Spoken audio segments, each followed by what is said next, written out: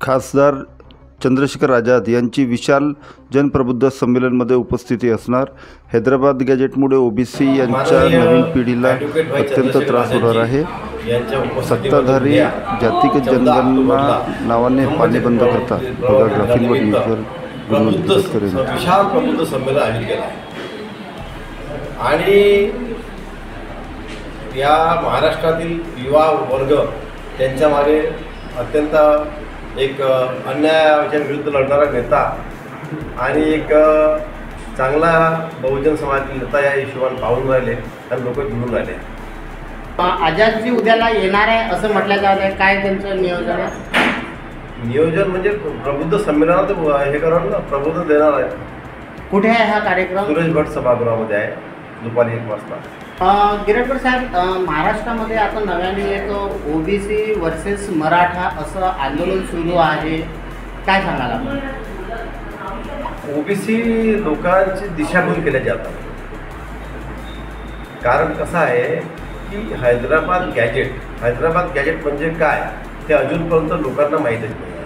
Hyderabad gadget म्हणजे जेव्हा मुघलांची सत्ता होती त्यावेळेस, जेव्हा इंग्रजांनी त्यावेळेस मराठवाडा आणि हैदराबाद एकत्र होतं, तेव्हा तिथे त्या रेकॉर्डमध्ये मराठ्यांच्या नोंदी कुणबी म्हणून केल्या।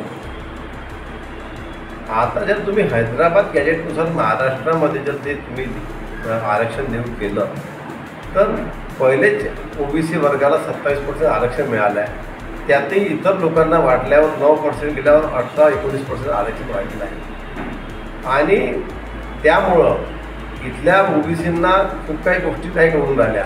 आज ओबीसी बहुजन झोपला आहे, पण उद्याच्या नवीन पिढीला अत्यंत त्रास होणार आहे। म्हणून आज जे ओबीसी आंदोलन जे सुरू आहे ते योग्य आहे असं मला वाटतं। म्हणजे 10 तारखेला झालेल्या आंदोलनाला आपलं समर्थन आहे? माझा सपोर्ट होता ना ओबीसीच्या। महाराष्ट्रामध्ये आता होऊ घातलेल्या स्थानिक स्वराज्य संस्थांमध्ये आपली पार्टी कितपत लढणार आहे? पूर्ण महाराष्ट्र लढणार आहे का? नाही, आम्ही पूर्ण ताकदीनिशी लढू, यात काही शंका नाही।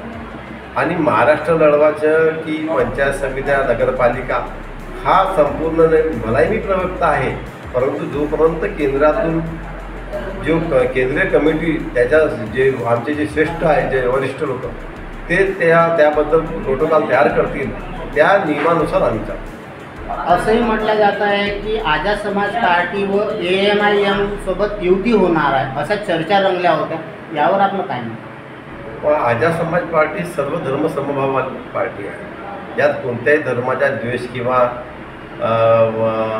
हे नफरतवाला किस्सा नाही आहे।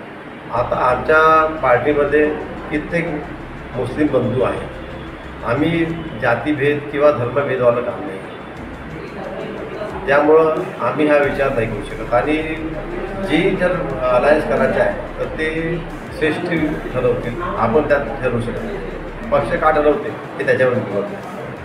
आता जे बेरोजगारीच्या मुद्दे उचलून जर मागा आहे तर युवा वर्ग महाराष्ट्रातला आझाद समाज पार्टीच्या मागे।